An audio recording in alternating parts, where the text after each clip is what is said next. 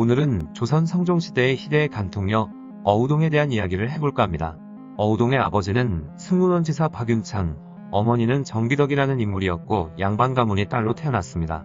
연산군 일기에 어우동을 구마라고 기록한 걸로 보면 아마 어우동의 본명은 박구마였을 거라고 추측하고 있죠.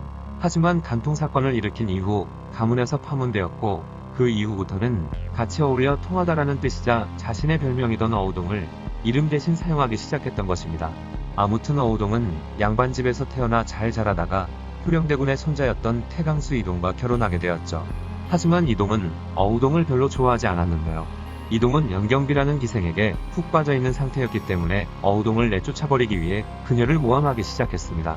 그 모함은 바로 이동이 은장을 집으로 불러 은그릇을 만들게 했는데 그 은장이랑 아내가 눈이 맞아서 간통을 했다는 주장이었죠. 하지만 은장과의 간통 사건은 사실이 아닌 걸로 처리가 되었지만 어우동은 남편에게 그냥 버림받았습니다. 남편에게 버림받은 뒤 친정으로 돌아와 상심하고 있던 어우동에게 한 여종이 소곤소곤 말했죠.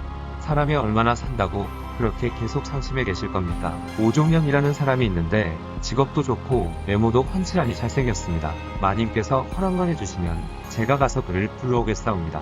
라는 것이었습니다.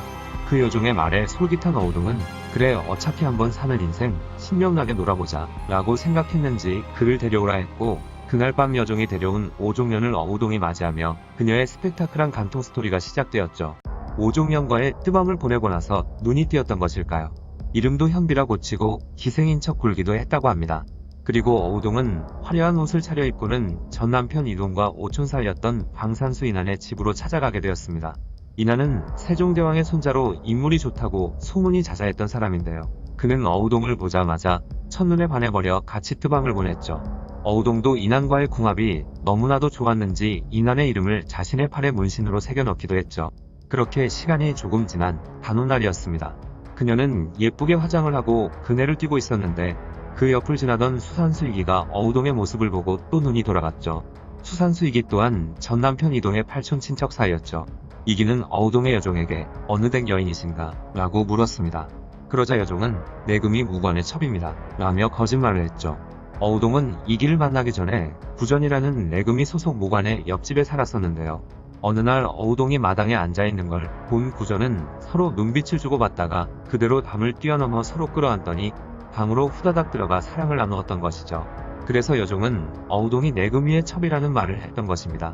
이기는 왕족이니 내금이 무관의 첩 정도는 어떻게 해도 상관이 없다고 생각했는지 어우동에게 자신을 따라오라고 했죠.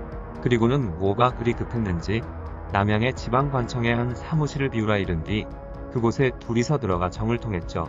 아무튼 태강수 이동, 방산수 인안, 수산수 이기 모두 서로 친족이었는데 한 여자와 잠자리를 한 것이죠. 그리고 전이감 생도였던 박강창은 모비를 파는 일로 어우동의 집에 오게 되었는데 어우동이 박강창을 보고 너무 마음에 들었는지 온갖 추파를 날리기 시작했고 그렇게 그 추파에 넘어간 박강창 역시 어우동과 사랑을 나누는 사이가 되었죠. 게다가 어우동은 박강창을 너무 사랑했는지 한쪽 팔에 그의 이름을 문신으로 새겼습니다. 이 일이 있으므로 어우동이 남자를 엄청 밝힌다는 소문이 나기 시작했죠. 그 말이 사실인지 궁금했던 이근지라는 남자는 어우동에게 찾아가 방산수 인안에 심부름을 왔다고 뻥을 쳤고 눈이 맞은 둘은 냉큼 그녀의 방에 들어가 서로 어우러져 정을 통했습니다. 그 소문이 사실이었던 것이죠. 그리고 어우동에 매우 관심이 있었던 남자도 있었습니다. 그는 바로 홍찬이라는 남자였는데요.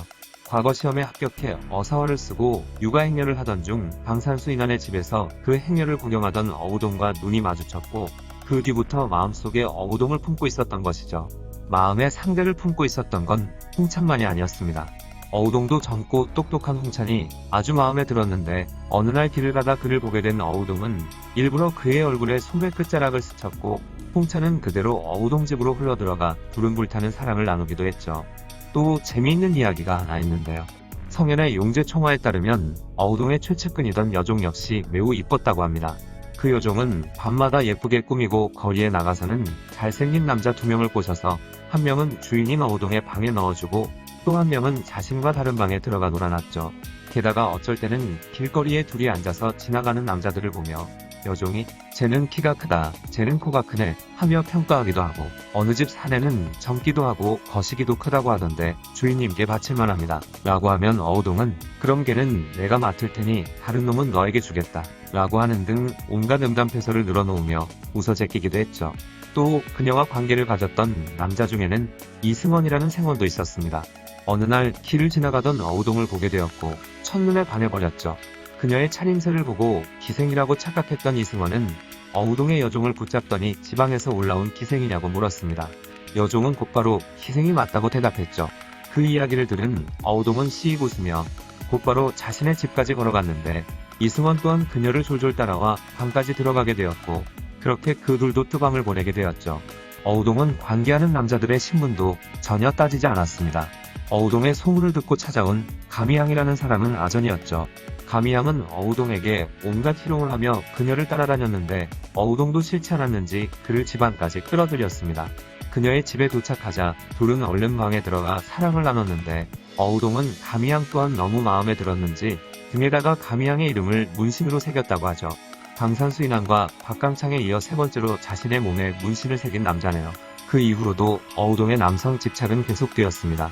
허구한 날 새벽에 어딘가에 나갔다가 날이 다 밝아서야 돌아오던 어우동을 옆집의 노비였던 직업인은 계속해서 유심히 지켜보고 있었죠. 하루는 또 예쁘게 차려입고 밖으로 나가던 어우동을 가로막으며 부인께서는 어찌하여 새벽마다 밖을 나가시오? 내가 소문을 내면 큰 벌을 받게 될 것이오 라며 협박을 하는 것이었습니다. 진짜로 소문이 크게 나면 큰 처벌을 받을까 두려웠던 어우동은 직업이의 입을 막기 위해 어쩔 수 없이 방 안으로 불러들여 직업이와도 동침을 하게 되었죠. 하지만 그렇게도 긴 꼬리는 결국 밟히고 말았습니다. 허구한 날 어우동 집에 들락날락거리던 방산수 인환이 문제가 되기 시작해 인환은 의금부에 잡혀 들어가기에 이르렀죠.